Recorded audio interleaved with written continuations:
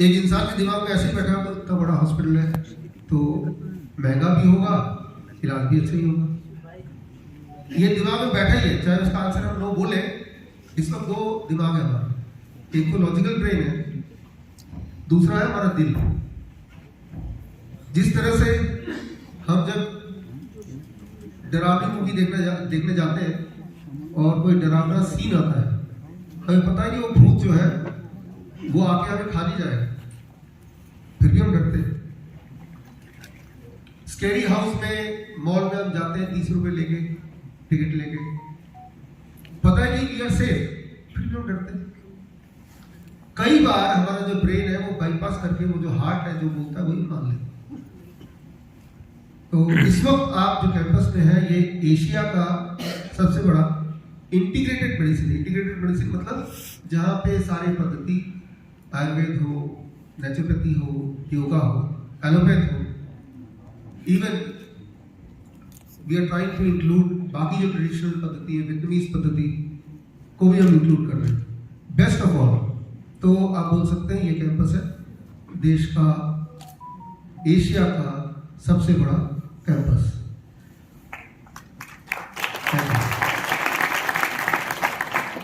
फिर भी एक सवाल यही है कि किसी भी हॉस्पिटल का, मैं इसकी बात नहीं कर रहा, जनरल बात कर रहा हूं, कि बिल्डिंग के आकार या साइज को देख के अगर हम सोच लें कि इलाज भी अच्छा होगा, the answer is there is no connection between it. इतिहास में देखा है, आपने भी एक्सपीरियंस किया है, आप सब भी कई बार ना चाहते हैं कि ऐसी जगह गए हैं जो बहुत बड़ी बिल्डिंग है, लेकिन वहां पे खाली आप ही वापस आए। तो अच्छे इलाज कैसे, उसका क्या गुण क्या है? पहली बात तो मेडिसिन क्या है? व्हेन आई से द वर्ड मेडिसिन, इसका मतलब क्या है? इसका मतलब अगर आप डिक्शनरी में ढूंढेंगे,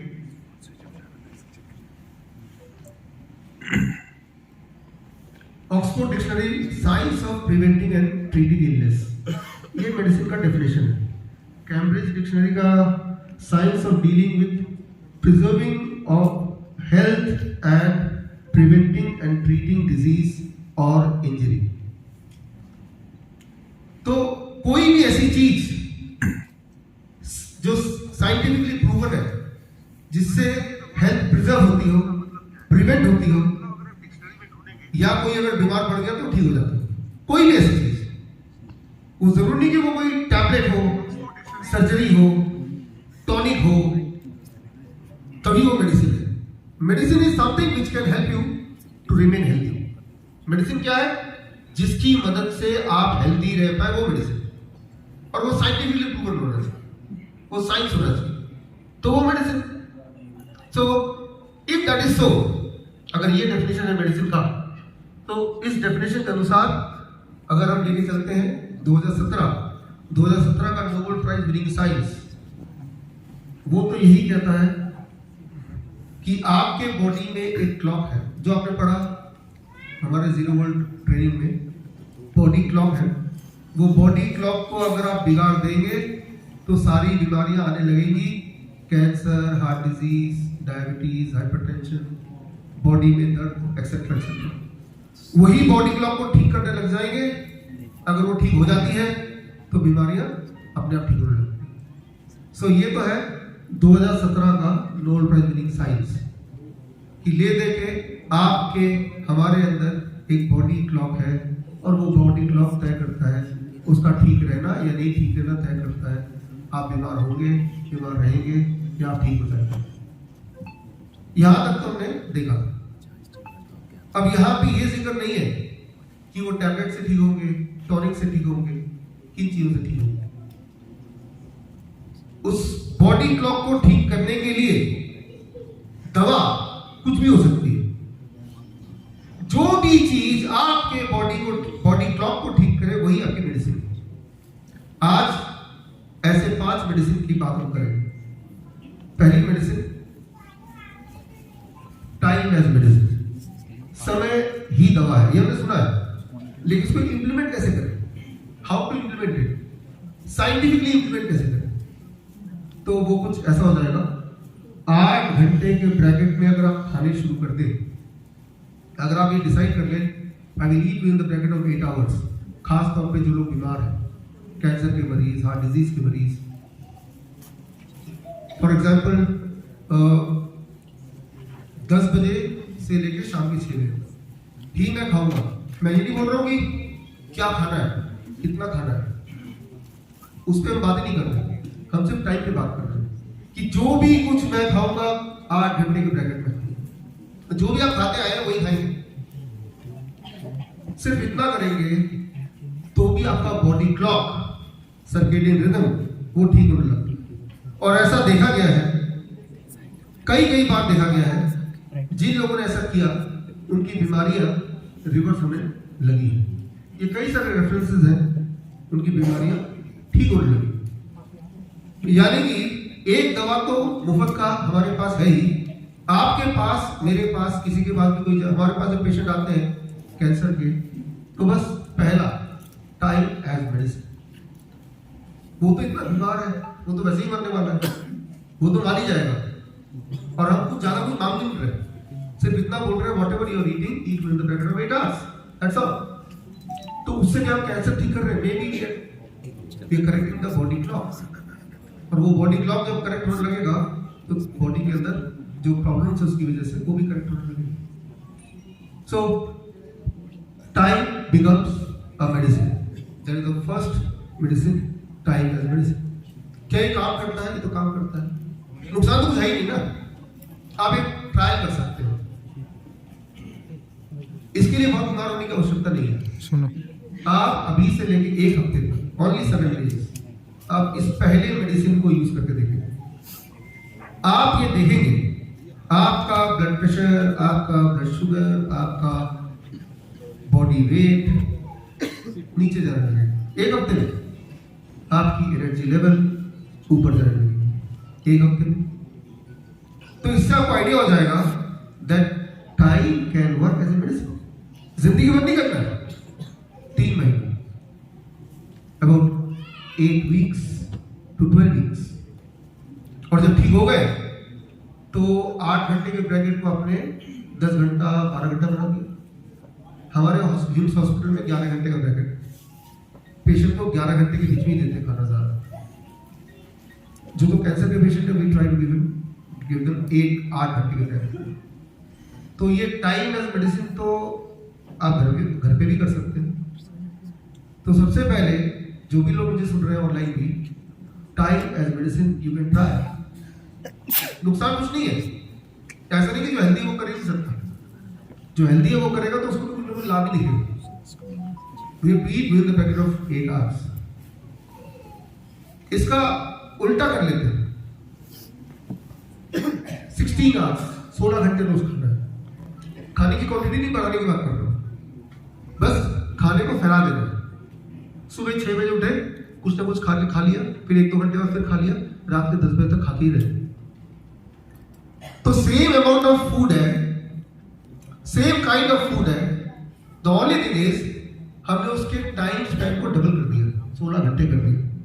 वही चीज आपको मोटा कर देगी, वही चीज आपको ब्लड शुगर बढ़ा देगी। इसके एक्सपेरिमेंट इंसान पे किए गए, चूहे पे किए, चूहे पे तो आप भी कर सकते हैं। चूहा नॉर्मली रात को खाता है, आप चूहा पकड़ लीजिए, चूहेदानी से पकड़ते ही है, और उसको दिन में खिलाइए, और जब सूरज ढल जाए तो उसके चूहेदानी से खाने को निकाल दीजिए। आप देखेंगे 2 चूहे से कंपेयर कर सकते हैं, एक को रात को सेम खाना दीजिए, एक को दिन में दीजिए। जो तो चूहे को दिन में खाना मिल रहा है उतनी क्वांटिटी वो मोटा होता जाएगा। सो उसके सर्केडियन क्लॉक, उसके बॉडी क्लॉक के हिसाब से वो खाना उतना ही खा रहा है, लेकिन उल्टे टाइम पे खा रहा है। तो समय का महत्व है, क्या खा रहे हैं वो मैं बात ही नहीं कर रहा, कब खाने में उसकी बात कर रहा हूं, राइट? कितना खा रहे हैं, क्या खा रहे हैं, नॉट इम्पोर्टेंट, कब, राइट? तो the time can be a medicine. तो मतलब ये कि after the sunset need not to eat, don't eat, उससे पहले पेट भर के खाओ, जो भी खाना आपको पसंद है वो खाओ। तो कितना आसान है ठीक होना, वो ऊपर से कुछ खाना तो है नहीं, चिंता भी नहीं क्या खाना है ना। जब तो खाना होता तो चिंता है अब क्या खाऊं कब क्या खाऊं। जब तो पता ही कुछ खाना नहीं है तो you need not to worry about it, एक काम तो कम हुआ ना, है ना। तो इस तरह से आप सोचिए, तो आपका टाइम एक मेडिसिन की तरह काम कर सकता है। दूसरा, 5 मेडिसिन की बात कर रहे हैं। The second is light as medicine. I am fortunate, अभी एशिया के जो पहले एस्ट्रोनॉट फैब 1 11 सितंबर को भी वो इंडिया आए थे। हम लोगों ने इनवाइट किया था, वो आए थे हमारे प्रोग्राम में। आपने से किसी मिले, कोई मिले थे? हाँ, कई लोग आप मिले थे, राइट। तो वो ना केवल एशिया के पहले एस्ट्रोनॉट है Asia to go on space, बल्कि वियतनाम वॉर में उन्होंने एक बहुत इंपॉर्टेंट रोल प्ले किया। और आज वियतनाम जो भी है वो उनका कंट्रीब्यूशन भी है उसमें। और हमें और आपको खुशी होगी कि फैब 1 जीरो वोल्ट थेरेपी के ब्रांड एम्बेसडर, गुडविल एम्बेसडर बनने को वो राजी हो गए। उसी वही चिट्ठी अभी साइन मुझे ऑफिशियली मिली। जब फैब 1 स्पेस पे गए या ऐसा और एस्ट्रोनॉट जब स्पेस पे जाते हैं तो मैंने इनकी कहानी पढ़ी। स्पेस में जब ये लोग जाते हैं तो सबसे बड़ी चिंता क्या होती है? कहीं मर ना जाए। यही चिंता होती है ना, स्पेस में गए तो कहीं मर ना जाए। That is the only problem कि स्पेस में भेज तो देंगे लेकिन मरे ना। और तब क्यों ये चिंता होती है? ऑक्सीजन तो भेज रहे हैं, क्योंकि सर्केडियन क्लॉक, बॉडी क्लॉक पे 2017 में तो नोबेल प्राइज मिला है, लेकिन बहुत पहले से ये पता है कि जैसे ही सर्केडियन रिदम बिगड़ता है, बॉडी क्लॉक बिगड़ता है, बीमारियां तभी चालू हो जाती है। और जैसे ही अर्थ से कनेक्टिविटी उन लोगों की खत्म हो जाएगी, उनका बॉडी क्लॉक जो अर्थ से कनेक्टेड है वो बॉडी क्लॉक बिल्कुल भी किसी दिशाहीन हो जाएगी एक तरह से। और फिर उनकी सेहत उस ऐसे बॉडी क्लॉक के ऊपर होगी जो दिशाहीन है। इस बात को समझिए, जैसे ही आप किसी भी नए देश में लैंड करते हैं, मोबाइल ऑन करते हैं, पहले कुछ सेकंड के अंदर वो मोबाइल जैसे ही वहाँ के नेटवर्क में कनेक्ट होता है, वहाँ का नेटवर्क कनेक्ट होते ही वहाँ का जो टाइम जोन है उसको कैच कर लेता है। तो ठीक इसी तरह से आपका बॉडी भी लगातार अर्थ के नेटवर्क से कनेक्टेड है। और जिस तरह से आपके मोबाइल को किसी न किसी नेटवर्क से कनेक्ट होना जरूरी है, otherwise mobile is dead body. Mobile अपने आप में डेड बॉडी, आपको पता है। वो मोबाइल काम ही तब करेगा जब वो किसी न किसी नेटवर्क से कनेक्टेड रहेगा। इसीलिए मोबाइल जब हवाई जहाज में थोड़ा काम करता है तो हमारे लिए तो वो डेड बॉडी है। हम वेट करते हैं जब हवाई जहाज से उतरेंगे और कोई नेटवर्क से कनेक्ट होगा, तब वो स्विच ऑन करेंगे, उस नेटवर्क को पकड़ लेगा, अब काम करेगा। Same is with the human, animal, any living species. We are at any moment of time connected with the earth. और अर्थ लगातार गाइड करता है, हमारे दिल की धड़कन हो, हमारे ब्लड प्रेशर हो, इस वक्त भी हमारा हार्ट बीट है या उसका जो ग्रेविटी से पुल है, ये लगातार कंट्रोल होगा। अब जैसे ही इसको स्विच ऑफ कर देंगे, डिस्कनेक्ट कर देंगे, स्पेस पे ले जाएंगे, तो उसके बाद जो बायोलॉजिकल क्लॉक है वो तो गड़बड़ हो गया। और इंसान में सबसे पहला जो दिक्कत आएगा, कंफ्यूजन होने लगेगा उसको। पहला कंफ्यूजन क्यों होता है? जैसे स्पेस में जाता है इंसान, तो अभी दिन होते हैं से 12 घंटे का दिन है, 12 घंटे की रात है, या 8 घंटे का दिन है, 16 घंटे की रात है, इस तरह से होता है। स्पेस में जाते ही 1 घंटे का दिन, 1 घंटे का रात। वो स्पेस इस तरह से मूव करता है कि हर घंटे दिन और हर घंटे रात। तो अभी रात है, सोने लगे, और अभी दिन हो गए, इस तरह से। तो जरा सोचिए, 24 घंटे में अगर आपके पास 12 बार रात हो, 12 बार दिन हो, और अब आपको सोना पड़े तो क्या करेंगे? तो ये पहला चैलेंज है। दैट मीन्स लाइट का एक इंपॉर्टेंट रोल है, एक बहुत इंपॉर्टेंट रोल है। मैं हीट की बात नहीं कर रहा हूं, लाइट का एक इंपॉर्टेंट रोल है आपके बॉडी के क्लॉक के कंट्रोल करने के लिए। सो लाइट के ऊपर बहुत सारे स्पेसशिप से जुड़े हुए रिसर्च किए गए हैं, खास तौर पे कैसे लाइट हमारे बॉडी क्लॉक को कंट्रोल करते हैं, how the light controls our body clock. सबसे आसान, इस वक्त हम इस कमरे में बैठे हैं तो यहाँ का अगर हम देखें कि लाइट कितनी है, यहाँ का लाइट जितनी भी है, अगर यहाँ से बाहर जाएंगे उसके मुकाबले में यहाँ का लाइट सिमिलर है, बहुत ही कम है। ये लक्स मीटर से अगर मैं देखना चाहूँ एग्जैक्टली अभी कितना लाइट है यहाँ पे, हमारे इधर की इल्यूमिनेशन कितनी है,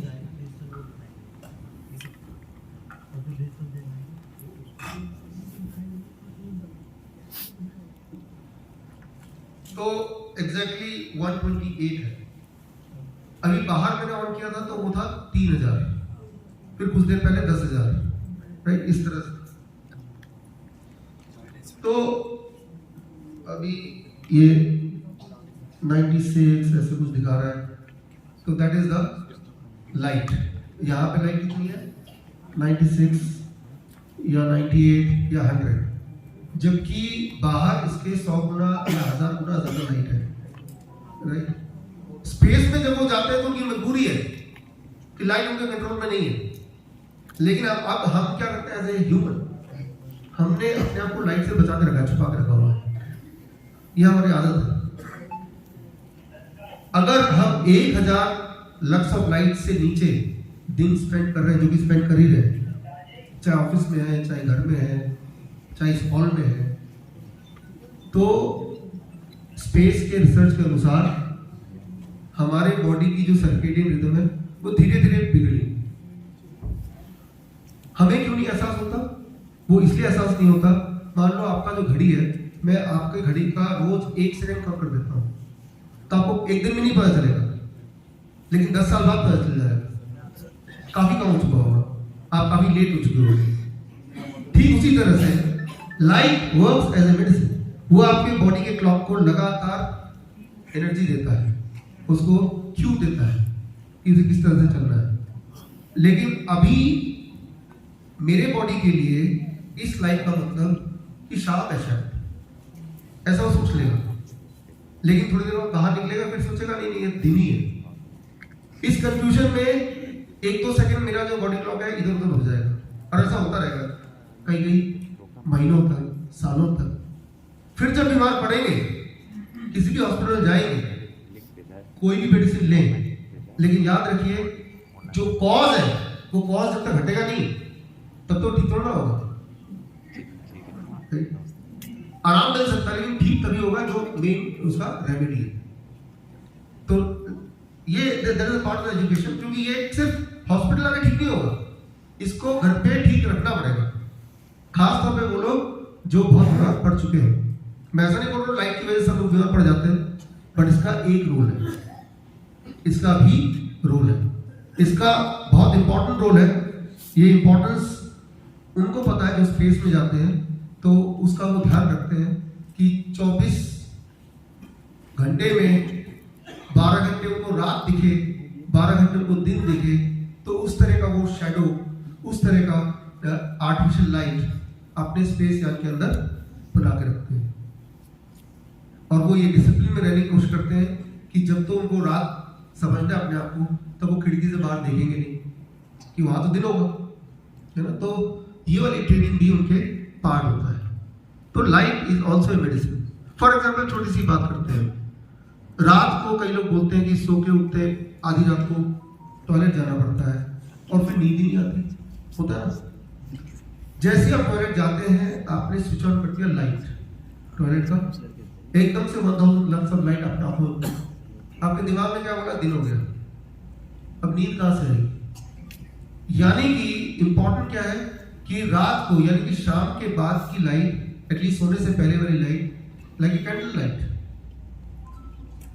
बहुत ही मामूली लाइट। और अगर आपको टॉयलेट जाना है तो 0 वोल्ट लाइट, उसकी तैयारी कर लीजिए, 0 वॉट लाइट, बस इतना कि हम देख पाए।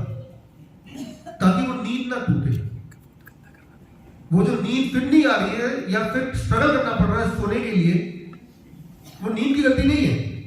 आपने अनजाने में एक क्लू दे दिया कि दिन हो गया। आप गए, टॉयलेट का लाइट ऑन किया, और कई टॉयलेट में तो लाइट बहुत ही ब्राइट होता है, वो शायद वो मेकअप वगैरह में हेल्प होता होगा, है ना। घर में डार्क होता है, सिर्फ टॉयलेट में डार्क अच्छा लाइट होता है, ब्राइट, तो उनके लिए और मुसीबत है। तो दिमाग ने देख लिया दिन आ गया, and now it is difficult for you to sleep again. तो और अगर नींद ऐसे लगातार आपकी बिगड़ती रहेगी तो भी बॉडी क्लॉक आपका बिगड़ता रहेगा। तो अब देखिए एक छोटा सा एक्शन सिर्फ, how it can make you ill. एक दिन में नहीं बनाएगा, सालों सालों में बनाएगा। अब जब आप बीमार पड़ ही जाएंगे तो इसका क्या कनेक्शन है किसी भी हॉस्पिटल जाके ठीक होने का? आपको तो उस कॉज को ठीक करना है ना, लेकिन वो कॉज कौन बताएगा आपको? किसी ने तो बताया नहीं। इंसान जीवन भर बीमार रहता है। तो सबसे इंपॉर्टेंट बात, जैसे हम डीआईपी डाइट पे हैं तो बॉडी में कोई केमिकल एक्टिविटीज है, जैसे ब्लड शुगर है, ब्लड प्रेशर है, थायराइड है, तो वो इससे ठीक हो जाएगा। लेकिन कोई फिजियोलॉजिकल डैमेज है तो हो सकता नहीं ठीक हो, तो फिर हमें कुछ और देखना पड़ेगा। तो मेडिसिन कुछ भी हो सकता है, there can be many type of medicine. Medicine वो जो हमारे बॉडी क्लॉक को ऑल्टर करने की क्षमता रखता हो, सही, उसी को हम समझें, उसको ठीक से यूटिलाइज करें, तो हमारा बॉडी क्लॉक धीरे धीरे ठीक होगा, ऐसा हम उम्मीद करें। और कैसे पता चलेगा हम ठीक हो रहे हैं? अगेन कैसे पता चला हम बीमार पड़े? वो भी हम ही ने बताया ना हम बीमार हैं, राइट। तो जिस तरह से हमें पता है कि हम बीमार हैं, ठीक उसी तरह से हमें पता होगा कि हम ठीक हो गए। तो हमने बात की थी लाइट एज मेडिसिन। अब तीसरी बात करते हैं जो आज का एक मुख्य टॉपिक भी है, अर्थ एज मेडिसिन। आपने 0 वोल्ट की ट्रेनिंग ली, आपने ये जाना कि सो ऑब्वियस मेडिसिन जो इतना बिखरा पड़ा हुआ है लेकिन हमारा ध्यान ही नहीं है कभी, और वो कितना पावरफुल हो सकता है, वो कितना पावरफुल हो सकता है, ये इस बात से अंदाजा लगा सकते हैं कि एक इंसान जिसको बोल दिया गया था गैंग्रीन से आपके पैर काटने पड़ेंगे, उनका वीडियो मैं दिखाता हूं आपको। जय हिंद। मैं ललित जैन, पुत्र श्री कांग्रेसी गांधी मुता साइला कोयम्बटूर। हाल ही के दिनों में मैं लंबी बीमारी जिसे एलोपैथी विज्ञान में अंग काट के अपाहिज बना दिया जाता है, उसके खिलाफ लड़ी और विजय प्राप्त की, जिसे डायबिटिक गैंग्रीन कहा जाता है, जो मेरे लेफ्ट साइड में पैर के निचले हिस्से में हो गया था। मैंने घरेलू इलाज भी किया, दवा भी खाई, लेकिन काम नहीं भरा। लास्ट में डॉक्टर ने मेरे को अंग काटने की सलाह दी। अभी मेरे पास 2 रास्ते थे, या तो मैं डॉक्टर की सलाह मान के अंग को कटवाता या फिर दूसरे रास्ते पे चलता। पहले रास्ते पे मैं अंग कटवाता तो जो अंग कटता, बाकी जो बचता उसका सारा क्रेडिट ये एलोपैथी विज्ञान, जिसे मैं मेरे मामले में और अधिकतर मामलों में स्टूपिड, दिवालिया, डर का व्यापार करने वाला और पैसे की उगाही करने वाला साइंस सारा क्रेडिट ले लेता, और जो हिस्सा करता उसकी सारी जिम्मेवारी डायबिटिक पे डाली जाती, और डायबिटिक जिसके लिए मेरे को जिम्मेवार ठहराया जाता, क्योंकि अकॉर्डिंग टू डॉक्टर मैं 2016 से डायबिटिक हूँ और मैं डायबिटिक के लिए कोई भी मेडिकेशन नहीं ले रहा हूँ। लेकिन मेरे मेडिकेशन नहीं लेने की वजह से इससे कोई फर्क नहीं पड़ता, क्योंकि मेडिकेशन मेरे ब्लड के नंबर को सही रखती, लेकिन जो मेरे पैर में सिग्नलिंग सिस्टम स्विच ऑफ हो गया था उसको कभी ठीक नहीं कर सकती। अगर मेरा पैर करता तो ये सिग्नलिंग सिस्टम स्विच ऑफ होने की वजह से करता। उल्टे डायबिटिक की गोलियाँ मेरे सिग्नलिंग सिस्टम को स्विच ऑफ करती और मेरी इम्यूनिटी पावर को खराब भी करती। और मैंने दूसरे रास्ते सुना जिसका आशीर्वाद मुझे पिताजी से प्राप्त था, और उसके चलने का आत्मविश्वास मेरे पिताजी से मुझे विरासत में मिला और मेरे गुरु जिन्हें मैं सदी का महानायक, सदी का युग पुरुष और मेडिकल माफिया के खिलाफ आज के क्रांतिकारी भगत सिंह, जिनका नाम है डॉक्टर विश्वरूप रॉय चौधरी, मैं उनका बहुत बड़ा फैन हूं और उनका डाइट प्लान और थेरेपी मेरे जंग लड़ने के अस्त्र शस्त्र थे और सभी मैंने इन अस्त्र शस्त्रों का इस्तेमाल किया, लेकिन सारे अस्त्र शस्त्र मेरे धराशायी हुए। फिर भी मैंने हथियार नहीं डाले। मेरे को तलाश ब्रह्मास्त्र की और वो भी मेरे गुरु ने मुझे ब्रह्मास्त्र दिया। उसके इस्तेमाल करते थे 7 दिन में मेरा घाव, जिसे डॉक्टर ने काटने की सलाह दी, बिल्कुल ही ठीक हो गया, जो मेरे लिए अविश्वसनीय था, कल्पना से परे था। मैं बिल्कुल ठीक हो गया। और आपको जान के खुशी होगी कि वो इंसान जिनकी बात चल रही थी कि पैर काटा जाए, कब काटा जाए, ना केवल वो 0 वोल्ट थेरेपी से ठीक हो गए, बल्कि वहां से आप सबसे मिलने यहाँ भी अपने दोनों पैरों में आ गए।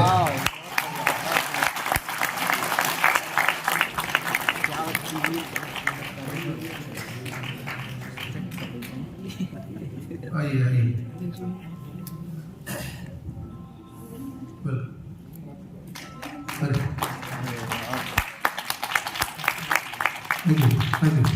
सो अभी आपने इनको देखा स्क्रीन पे, अभी आप साथ इनसे मिल रहे हैं। तो इन्होंने डाइट पे तो ये ऑलरेडी थे, 2017 से थे। हाँ,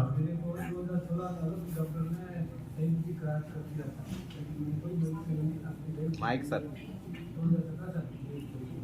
ब्लड शुगर तो नॉर्मल था, बट गैंग्रीन हो गया। अब जब गैंग्रीन हो गया तो उसके बाद आपने ये 0 वोल्ट थेरेपी 3-3.5 महीने था। सर माइक, उसके बाद 0 वोल्ट थेरेपी काम की, तो रियल मतलब अविश्वसनीय जो अपने पास जो भेजी 0 वोल्ट करंट वाली नहीं, 0 वोल्ट है। तो अब देखिए, बड़े से बड़े हॉस्पिटल चाहिए अगर पैर को काटना हो, लेकिन पैर को बचाना हो तो हॉस्पिटल की कहाँ जरूरत है? फिर तो मदर अर्थ की जरूरत है। वो तो आपके पास है।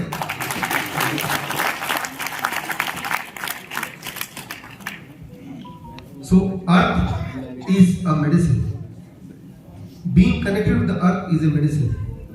ये कनेक्टिविटी को आप हटा दें तो इंसान बीमार पड़ सकता है, जानवर मरने लगते हैं। जिस तरह से आपने देखा चिड़िया है, इंसेक्ट्स हैं, वो अब धीरे धीरे विलुप्त होते जा रहे हैं, कम होते जा रहे हैं, राइट? वो कम होते जा रहे हैं, मरते जा रहे हैं। क्यों? क्योंकि अर्थ का जो जियो मैग्नेटिक फील्ड है उसको इंटरफेयर करने के लिए आ गया है 3G, 4G, 5G। और ये देखा गया है, जैसा आपको ऑलरेडी पता ही है, कि माइग्रेटरी बर्ड्स जब उड़ते हैं एक दिशा से दूसरी दिशा, उनको कौन बताता है रास्ता? गूगल मैप की तरह मदर अर्थ से वो कनेक्टेड है और वो जियो मैग्नेटिक फील्ड को समझते हैं और अकॉर्डिंगली वो अपने रास्ता पहचानते हैं, सही जगह पहुंच जाते हैं। लेकिन जब से 3G, 4G, 5G आया है, वो उसके रास्ते को भटकाया जाता है। अब अपनी घर की जगह कहीं और जब पहुंचते हैं, they don't survive and they die. तो ये समझना होगा कि जो हमारे आसपास का जो अर्थ है, अर्थ का मतलब सिर्फ जमीन को छूना वो तो एक है ही है, जियो मैग्नेटिक फील्ड है। वो geomagnetic field itself is controlling your biological clock. उसके लिए हमें उनसे बोलना नहीं पड़ता है, वो अपने आप ही होता रहता है। लेकिन साथ में जो इलेक्ट्रोमैग्नेटिक फील्ड है, मैन मेड इलेक्ट्रोमैग्नेटिक फील्ड, वो अर्थ के जियो मैग्नेटिक फील्ड से इंटरफेयर करे। उससे हमारा जो बॉडी क्लॉक है, या जानवरों का, या चिड़िया का, या इंसेक्ट का, धीरे धीरे धीरे धीरे बिगड़ेगा। और बिगड़ने से क्या होगा कि या तो वो मर जाएंगे, दिशाहीन हो जाएंगे, जो कि हो ही रहा है। तो इस पे बहुत सारे रिसर्च पेपर आए हैं, जैसे ये रिसर्च पेपर है कि चिड़िया जैसी वो इंटरफेयर होता है जियोमैग्नेटिक फील्ड का मैन मेड इलेक्ट्रोमैग्नेटिक फील्ड के साथ, तो रास्ता भूल जाती है, and that is how they started dying. तो बोलने का मतलब ये है कि ऑलरेडी वो चीजें मेडिसिन जिससे बोलते हैं रियल मायने में, जिससे इंसान ठीक रह सकता है या ठीक रहता है, ऑलरेडी अवेलेबल है, लेकिन उसको अगर दूषित करने लगे, that is how we are going to get ill. तो रियल मायने में ठीक होने के लिए जो मेडिसिन है उसके लिए कहीं से कुछ नया बनाने की जरूरत नहीं है, वो नेचर ने किसी न किसी रूप में दिया हुआ है। लेकिन हमारे दिमाग में बैठा है कि जब तक वो टैबलेट के फॉर्म में ना हो, टॉनिक के फॉर्म में ना हो, सर्जरी के फॉर्म में ना हो, तो वो मेडिसिन नहीं है। जबकि मेडिसिन तो वो है जिससे हम ठीक होते हो। जैसे इनके केस में, ललित के केस में, मेडिसिन क्या था? मेडिसिन ये था कि उन्होंने सिर्फ क्या किया, मान लो अगर मुझे करना, अगर मैं ललित की जगह हूं, मेरे कितने पैसे खर्च होंगे? बस एक तार, इस तार को लंबा कर लो, 20 रुपए मीटर तार है, 5-6 मीटर तार ले लिया, 10 ले लिया, 15 ले लिया, और इस तार का एक छोर, और जहां पे इनको गैंग्रीन था या जहां पे किसी को चोट है उसके ठीक नजदीक लगा दिया, और दूसरा छोर ले जाके मिट्टी में काट दिया। इतना ही तो करना है, या तो सीधे जाके मिट्टी में बैठ जाओ। लेकिन आप बिल्डिंग में रहते हैं, ऐसी कोई मिट्टी है नहीं, और कितनी देर बैठे हैं, करना भी 8-10 घंटे रोज, तो बस इतना। अब इसमें खर्चा कितना हो सकता है? 100 रुपए, 200 रुपए, 500 रुपए, एक ही बार जिंदगी भर के लिए, राइट? तो ये तार, तो ये क्या है, हमने अर्थ से कनेक्ट कर दिया। इसको आप सोने का बना दें और महंगा हो जाएगा, इसके आगे हीरे जड़ दें तो और महंगा हो जाएगा, लेकिन तब भी काम तो सेम ही करेगा ना। तो हमें ये समझना पड़ेगा, व्हेन वी से मेडिसिन, तो हमारे दिमाग में जो डेफिनेशन है मेडिसिन की, उसको थोड़ा सा हमें ध्यान देना पड़ेगा। मेडिसिन मतलब कोई भी चीज जो हमें ठीक करता हो, उसका कोई कनेक्शन नहीं कि वो कितना महंगा होगा, वो कहाँ पे मिलेगा, हर एक को मिलेगा कि नहीं। जो भी चीज किसी को भी ठीक करती हो वो सस्ता ही होगी, मुफ्त ही होगी। अगर उसका कोई दाम है, बहुत महंगा है, समझ लीजिए वो दवा नहीं है। दवा जैसे बेचा जा रहा है, it can not be medicine. Medicine तो वो है जो फ्री में है, जो कुदरत ने बनाया है, उसके अलावा इंसान मेडिसिन नहीं बना सकता। इंसान ने आज तक एक भी चीज ऐसी नहीं बनाई जिससे हमारा बॉडी का कोई भी इलाज हो। हाँ, ये रोल है, फॉर एग्जाम्पल किसी की हड्डी टूट गई, इंसान ये कर सकता है कि हड्डी को सही जगह पे प्लेस कर दे, लेकिन उस पर दोनों हड्डी जुड़ेंगे कैसे? क्या इसके लिए कोई उनके पास कोई ऐसा टॉनिक है, कोई ऐसा लेप है जिससे जुड़ना तेजी से हो जाता हो? नहीं। जुड़ने वाला काम वो सिर्फ आपकी बॉडी करती है, वो इंसान नहीं करता, इंसान की कोई दवा नहीं करती। हाँ, इंसान का ये रोल है कि सही जगह पे हड्डी को प्लेस करना, ये भी बड़ी बात है। तो मेडिसिन तो इंसान ने बनाया नहीं कोई ऐसा जो रियल मायने में किसी को काम आए। अब हम पहुंचते हैं the fourth kind of medicine, togetherness as medicine. एक साथ रहना भी एक दवा है। ये बात सबसे ज्यादा वो लोग करते हैं जिनको आइसोलेशन का मतलब पता है।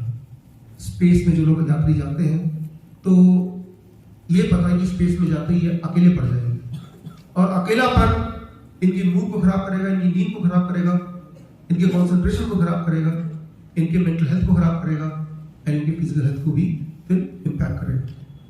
तो ये एक बहुत बड़ा मुद्दा होता है, इसे कैसे एड्रेस किया जाए before the astronaut is sent to the space. तो togetherness is also a medicine. आप देखते ही हैं गांव में, शहर में तो नहीं होता, कोई बीमार पड़ता तो बहुत लोग मिलने आते, तो जो मिलने आ रहा है वो मेडिसिन है, वो मेडिसिन दे रहा है। जैसे ही सुनता है कि वो मिलने आ रहा है, वो जो सुन लिया कि वो मिलने आ रहा है, तो वो मेडिसिन है, and it is a science.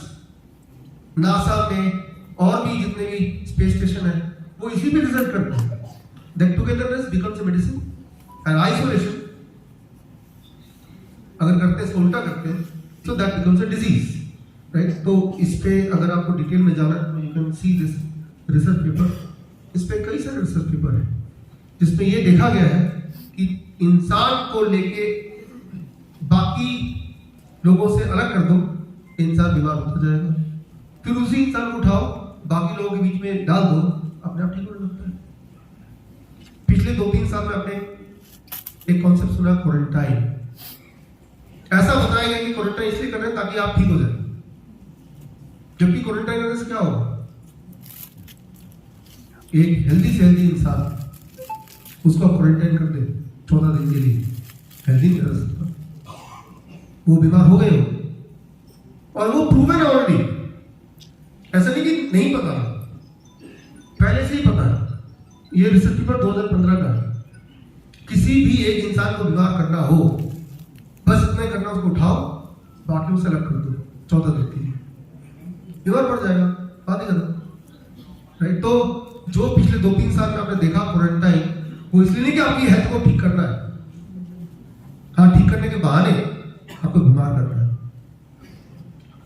Space isolation study, कई स्पेस आइसोलेशन स्टडी हुए हैं। ये कुछ एक हैं जो आपके स्क्रीन पे दिख रहे हैं। मैं ये सारा इसलिए दिखा रहा हूं कि मैं एम्फेसिस करना चाहता हूं कि मेडिसिन, किसी के मिलना भी मेडिसिन है। ये बात जिनके पास सारी टेक्नोलॉजी है, अगर उनको समझ आ रही है तो ये बात हम सबको भी समझ आ जानी चाहिए। जब इंसान इस अर्थ को छोड़ के बाहर जा रहा है तो ये बात समझ आ रही है, जब इंसान के साथ रहे तो ये बात समझ नहीं आती।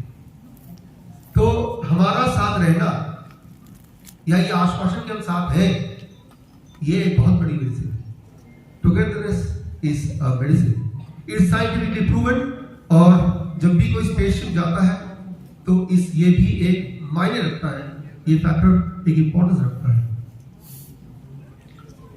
यहां तक कि इंसान को इंसान से ही नहीं मिलना, इस तरह के ट्रायल्स में देखे गए हैं कि इंटरस्पीसीज मिलना, प्लांट से बात करना, जानवरों के आसपास रहना, ये भी आपके हेल्थ में इंपैक्ट करती है पॉजिटिवली।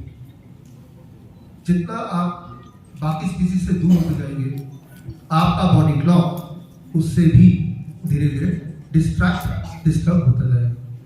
जितना आप नेचर के पास रहेंगे, इंटरेक्ट करेंगे, इंटर स्पीसीज इंटरेक्शन, वो भी एक इंपॉर्टेंट दवा है। टुगेदरनेस इज ए मेडिसिन, चाहे वो ह्यूमन टुगेदरनेस हो, चाहे वो कोई भी इंटर स्पीसीज टुगेदरनेस हो। अपने घर में जो लोग प्लांट लगाते हैं या जानवरों से किसी न किसी रूप में आप कनेक्टेड रहते हैं, वो भी दवा है और वो प्रूवन दवा है। ये सामने आपके रिसर्च पेपर दिख ही रहे हैं।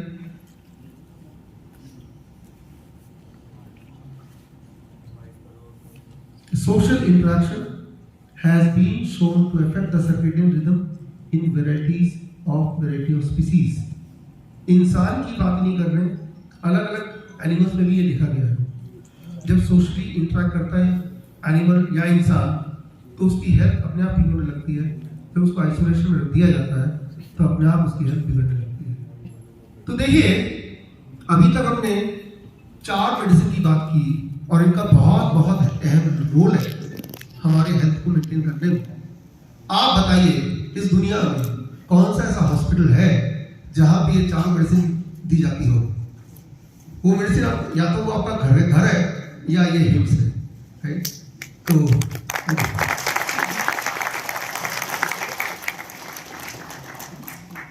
हमें ये लगता है कि मेडिसिन का मतलब कि थोड़ा पैसे से खरीदा जाए, जिसे जेब में रख सके, बोतल में डाल सके, जिसे पी सके, तो ये मेडिसिन है। जब हम इस तरह से हम सोचते हैं तो फिर ये सारी चीजें हमसे दूर हो जाती हैं। 5वां, जिसकी बात हम पिछले 1 साल से या अधिक समय से 1.5 साल से करते आए हैं, that is gravity as medicine. देखिए, ग्रेविटी एक बहुत बड़ी समस्या होती है जो लोग स्पेस में जाते हैं उनके लिए। इस वक्त आपके ऊपर दो फोर्स काम कर रहे हैं, मेरे ऊपर भी। एक तो मेरा हार्ट काम कर रहा है, ब्लड को ऊपर खींच रहा है, और ग्रेविटी काम कर रहा है, ब्लड को नीचे खींच रहा है। बैलेंस बना हुआ है। अचानक ग्रेविटी हटा दे तो क्या होगा? हार्ट तो ब्लड को ऊपर खींचेगा, पर नीचे खींचने की कुछ है ही नहीं।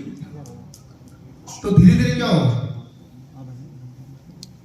आपका ब्लड ऊपर आएगा, आपका ब्लड ऊपर इकट्ठा हो जाएगा, और जब ऊपर इकट्ठा होने लगेगा तब क्या होगा? You will die. Zero gravity. तो ये भी एक बहुत बड़ी समस्या है कि ग्रेविटी जब नहीं होती है तो क्या हो सकता है। तो तब देखते हैं कि वो कभी बहुत हेल्दी लोग जो है उन्हीं को स्पेस में भेजते हैं कि थोड़े बहुत बीमार पड़ जाएंगे तब भी काम चला लेंगे और वापस आते रहते जिंदा ही रहेंगे, क्योंकि आपका ग्रेविटी का रोल है। इसी ग्रेविटी के रोल को हमने इस्तेमाल किया हिम्स हॉस्पिटल्स में, और ग्रेविटी को अंडरस्टैंड करते हुए आज आप देखिएगा hot water immersion, head down tilt, lower leg hot water immersion, lower limb hot water immersion, कि ग्रेविटी को मैनिपुलेट करके पेशेंट के सिम्टम्स को देखते हुए किस प्रकार कौन से अंग में जहां ज्यादा ग्रेविटी की जरूरत है उतना ग्रेविटी डाल के हम उस अंग को रिवाइव करें। For example kidney, for example liver. ये हमने देखा, ये आपने देखा, gravity can work as a medicine. Space में ग्रेविटी के ऊपर बहुत सारे काम हुए हैं। इवन एस्ट्रोनॉट फैल्कन जो हमारे गुडविल एम्बेसडर है, उन्होंने भी स्पेस में एक्सपेरिमेंट किया कि जीरो ग्रेविटी पे बॉडी में मिनरल इस तरह से एब्जॉर्ब होते हैं। तो इस तरह के कुछ एक्सपेरिमेंट उन्होंने भी किए। तो ये सारे इंटरेस्टिंग एक्सपेरिमेंट है जो आप चाहे तो देख सकते हैं। जिनकी बात हम कर रहे हैं फैल्कन, जब वो गए थे स्पेस में 1980, राइट, दैट वाज 23 जुलाई, और अभी जब मिले तब मैं जब वियतनाम गया था, अभी दिसंबर महीने में गया था, उस वक्त पूरा वियतनाम जश्न मनाने की तैयारी कर रहा था। उनके 50 साल पूरे हो रहे थे जब उन्होंने क्रिसमस बॉम्बिंग की थी 1972 में। 1972 क्रिसमस के आसपास उन्होंने बॉम्बिंग की थी। वो एक ऐतिहासिक बॉम्बिंग था जिसके बाद वियतनाम वॉर थम गया, और फिर जो भी आज शक्ल वियतनाम की देख रहे हैं उसमें उनका कॉन्ट्रीब्यूशन है। तो उनके लिए मैं बोला कि आप हमारे गुडविल एम्बेसडर बन जाओ तो हमारे लिए थोड़ा आसान हो जाएगा। उन्होंने पूछा क्यों? मैंने काफी सारे तर्क दिए। खैर उन तर्क से मेरा काम चल गया, तभी उन्होंने साइन करके दे दिया। और अगर काम नहीं चलता तो एक तर्क अभी भी था मेरे पास कि वो उसी दिन फ्लाइट स्पेस पे गए थे जिस दिन 23 जुलाई, मेरा जन्मदिन भी 23 जुलाई है। 23 जुलाई 1980, और मेरा इस साल 50 साल हो जाएगा, आप लगा लीजिए। फिलहाल उनका जो स्पेस सफर है उसका छोटा सा वीडियो मैं आपको दिखाता हूँ। वो वीडियो दिखाना इसलिए जरूरी है क्योंकि आज हम स्पेस की बहुत सारी बात कर रहे हैं, तो हमारा दिमाग क्या करता है? एंकर करता है, जिससे हमारा दिमाग सारी चीजों को याद रखता है। तो मैं ऐसा मानता हूँ कि ये वीडियो आपको एंकर करेगा, और आज जितनी सारी बातें अभी तक सीखी वो आपके याद रहने में ज्यादा आसानी होगी। और ये एक बहुत प्राउड का विषय है कि हम एक ऐसे कोर्स के साथ जुड़े हैं जिसमें इतने बड़े लेजेंड का हाथ है। फिलहाल देखिए ये On July 23, 1980, Falcon alongside with Soviet astronaut Gorbatko was flown into space on the Intercosmos from Baikonur Spaceport. During his 8 days in space, Falcon made 142 orbits around the Earth, and during his 20th round, the Vietnamese astronaut became